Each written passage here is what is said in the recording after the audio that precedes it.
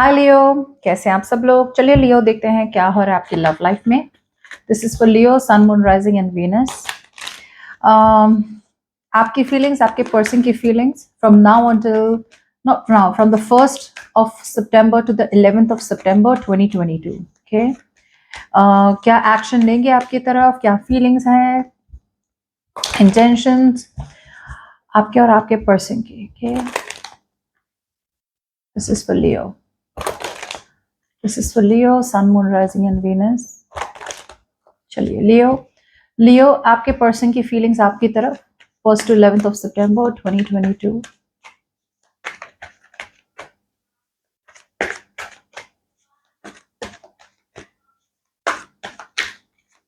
Okay,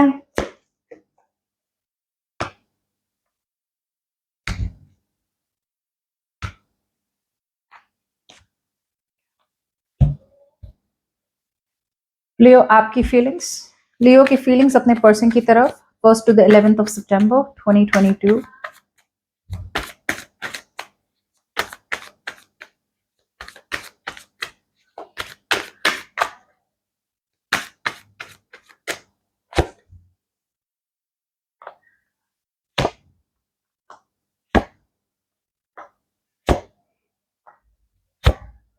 okay, alright. क्या हो रहा है लियो, क्या हो रहा है। चलिए आपसे शुरू करते हैं Leo. Let's begin with you. Leo, आपकी बात की जाए ना, मुझे लगता है कि there is a situation on your mind आपके पर्सन के साथ, जहां पे आपको लग रहा है कि यहाँ पे आपको मूव ऑन करना ही आपके लिए बेहतर होगा। It will be better that you walk away. मतलब आप तो, मतलब यहाँ से मुझे लग रहा है आप निकल रहे हैं सिचुएशन से। ओके, आप निकल रहे हैं, आप वॉक अवे कर रहे हैं इस पर्सन से। बिकॉज आप में से बहुत लोगों के लिए,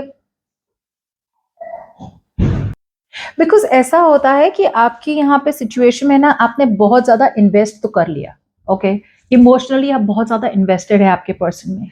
बट प्रॉब्लम ये हो रही है कि या तो there was a third party situation. Okay, आपके पर्सन ऑलरेडी किसी और के साथ इन्वॉल्व है, या फिर आपके पर्सन ने किसी और को चूज कर लिया आपके ऊपर। सो यहाँ पे एक बिट्रेयल टाइप की एनर्जी। ओके, जहाँ पे आपको लग रहा है लाइक मुझे जो आपने जो समझा था, आपने जो सोचा था, उसका पूरा ही उल्टा हो गया। ओके, लेकिन थर्ड पार्टी इन्फ्लुएंस हो सकती है बहुत लोगों के लिए, या फिर ऐसा कुछ कहा आपके पार्टनर ने जिससे आपका दिल पूरी तरह टूट चुका है। आपको लग रहा है कि यहाँ पे जितना भी था, जो भी था, जितना भी आपने सीखा, जो भी आपकी रिलेशनशिप इस पर्सन के साथ रही, जो भी आप दोनों के बीच में चैप्टर खत्म हो रहा है, और आपकी फीलिंग्स में आपको ऐसा लग रहा है कि अब it is time for you to move forward. अब ये ऐसी एनर्जी नहीं है जहां पे आपने एकदम से ओवरनाइट बंद कर दिया। मुझे लग रहा है there is a very slow transition out of this relationship. आप एकदम से बाहर नहीं निकल रहे, बट धीरे धीरे सोच समझ के निकल रहे हैं। मैं ऐसा क्यों कहूंगी, मैं बता रही हूँ। Because with the king of swords out here, मुझे लग रहा है कि अब आप बहुत ही ज्यादा लॉजिकल सोच रहे हैं। पहले शायद आपकी इंटेंट, पहले शायद है ना, आपकी सोच और सब है ना, it was like very much, sorry, it was very much based on emotions. Okay, आपने बहुत ज्यादा इमोशनली सोचा था पहले। जब इमोशनली पर्सन सोचते हैं ना, तब उन्हें लगता है कि भाई सब कुछ ठीक है। एक आइडियलिस्टिक मोड में आ जाते हैं, जहां पे सब कुछ सही लगता है, सब कुछ अच्छा ही लगता है, सही से ज्यादा अच्छा लगता है। पता है ना, वो रोज टिंटेड ग्लासेस, जहां पे आपको सब कुछ रोजेस ही दिखता है कि ये तो सही है, ये तो प्यार करते ही है और कोई हो ही नहीं सकता। वो फेज में से निकल के लिए अब आप ऐसे फेज में आ रहे हैं जहां पे you are considering the matter of the fact.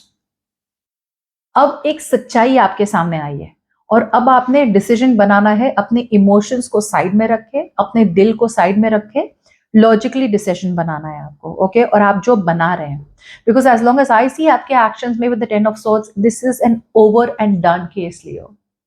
बहुत लोगों के लिए एक सच्चाई बाहर आई है, मे बी आपने वेट किया इस पर्सन के लिए और एक सच्चाई बाहर आई है। ओके, दूसरे लोगों के लिए सच्चाई या कम्युनिकेशन हुई हो या ना हुई हो, मुझे लगता है कुछ लोगों के लिए आप दोनों के बीच में कम्युनिकेशन हुई, और उस कम्युनिकेशन की वजह से आपने इतना स्ट्रॉन्ग डिसीजन लिया है that you are walking away. Okay, आपने खत्म कर दिया रिलेशनशिप, और अब यहाँ पे there is no chance, because मेन मुझे यहाँ पे लग रहा है there is a third party situation. Let's see, क्लाइव for the king of swords, see प्यार तो अभी भी बहुत है आपको, you still want this relationship, okay, you are still very attach to this person, but यहाँ जहां पे आपको कॉन्फिडेंट नहीं लग रहा हो ना, वहां से you want to walk away. जैसे मैंने कहा था कि the confidence is not there in this relationship, and now अब जैसे ही आपने इस रिलेशनशिप को छोड़ी है, यहाँ पे आप एक सिंगल एनर्जी में आ गए हो, जहां पे आपको पता है कि आप जो सोच रहे हैं, आप जो डिसीजन ले रहे हैं, you are very very 100% confident about it, okay. So पहले जहां पे इनसिक्योरिटी थी, जहां जेलेसी थी, जहां पे आपको लगता था कि आप बहुत ज्यादा कर रहे हैं इस पर्सन के लिए, लेकिन आपके पर्सन उतना ज्यादा इन्वेस्ट नहीं कर रहे हैं इस रिलेशनशिप में। So I feel that you are going to, या तो यहाँ पे एक क्लियर कट कम्युनिकेशन होने वाली है, या फिर एक क्लियर कट कम्युनिकेशन हो चुकी है, जिसकी वजह से आपको लग रहा है कि या तो आपके पर्सन दूसरे पार्टी में फंसे हुए हैं, या फिर आपके पर्सन ने अभी भी आपको चूज नहीं किया। What ever it is, this clear cut communication या फिर मेंटल क्लैरिटी जो आपको मिली है, this is pushing you out of this relationship. अब आपके पर्सन की बात की जाए तो with the hierophant on this persons mind, मुझे लगता है आपके पर्सन कुछ लोगों के लिए ऑलरेडी मैरिड है। अगर मैरिड है तो ऑब्वियसली मैरिज उनके माइंड पे है, because they don't know how to get out of the marriage और आपकी तरफ कैसे आ सके। दूसरे लोगों के लिए अगर ये पर्सन सिंगल है तो आपसे शादी करना चाहते हैं, मगर अभी भी they are in two minds, okay. जरूरी नहीं है कि when they are in a marriage they have their wife और they have their husband and they have you. ये भी हो सकता है कि अनमैरिड है और फिर भी उनके माइंड में दो ऑप्शंस हो सकती हैं, ओके। अगर दो ऑप्शंस है तो अगर एक उनका पास्ट है तो वो अभी भी उन्होंने पास्ट को पकड़ के रखा है। आप भी पास्ट हो सकते हो और एक नया इंसान भी हो सकता है उनके लाइफ में, या फिर वाइस वर्सा, आप नए पर्सन हो सकते हो और उन्होंने अभी भी अपने पास्ट को पकड़ के रखा है। So they are at a crossroads right now. उनके इंटेंशंस में डिसीजन बनाना है, लेकिन अभी भी उन्होंने डिसीजन बनाने का सोचा है, but they have still not taken action on that, okay, because eventually they want a happily ever after with you, okay। खुशी आपसे है, all right, they want a happily ever after with you। ये day dream करते रहते हैं, सोचते रहते हैं कि आपके साथ ये, आपके साथ वो, you know, they will want to have it all with you, you know, but तो let's see, मुझे देखना है ये कार्डेड क्यों है। Clap for the 9 of wands।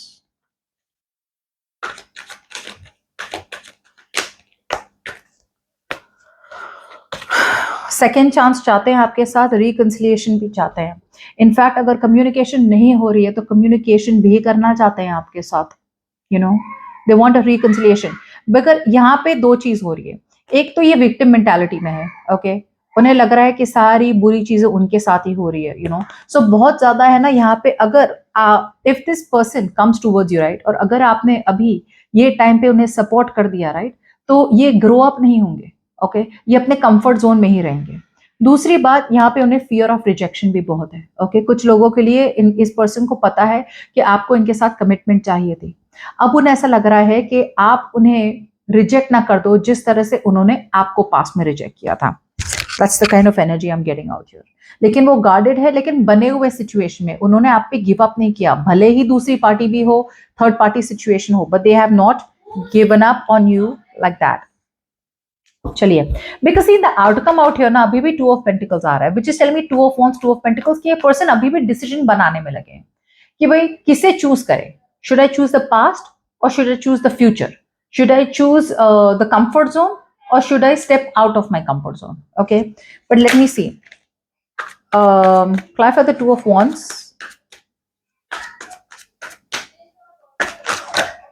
Okay. See, they are in two minds. That's what the problem is.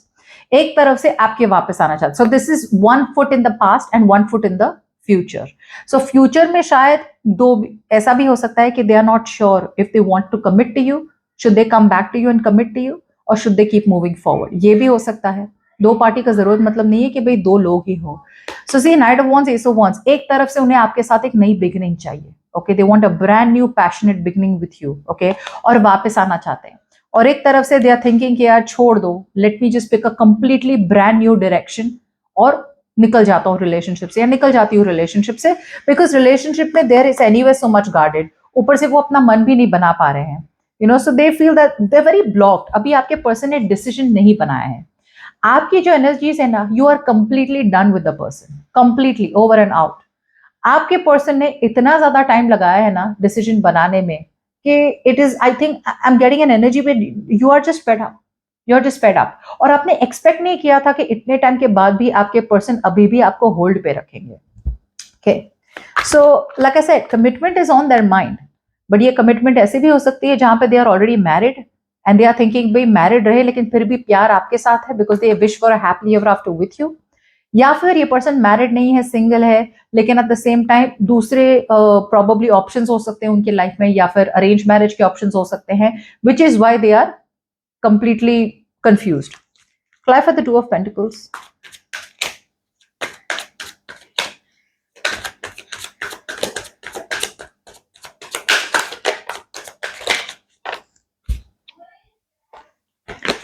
See, that's what's happening out here.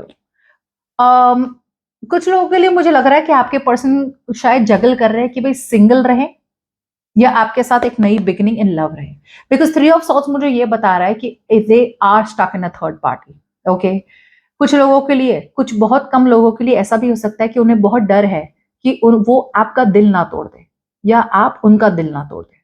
Okay, बहुत ज्यादा hurt, बहुत ज्यादा पेन वाली एनर्जी है यहाँ पे। So they are still, that heart break is still affecting them. Okay, जिसकी वजह से, वो पेन की वजह से मे बी आप दोनों के बीच में इतनी सारी इतनी सारी झगड़े, इतनी ज्यादा लड़ाई हुई हो कि वो दैट लड़ाई, राइट, थ्री ऑफ सॉर्ड्स यहाँ भी है, थ्री ऑफ सॉर्ड्स यहाँ भी है। सो आप दोनों को लग रहा है कि भाई मतलब अगर एक दूसरे को हर्ट ही करना है, अगर एक दूसरे को इतना पेन देना है तो फिर साथ में रहने का मतलब क्या है, right? That is exactly what your person is thinking. आप तो डेफिनेटली सोच रहे कि भाई मेरा तो दिल टूट चुका है, अब इससे ज्यादा I can't take it any more.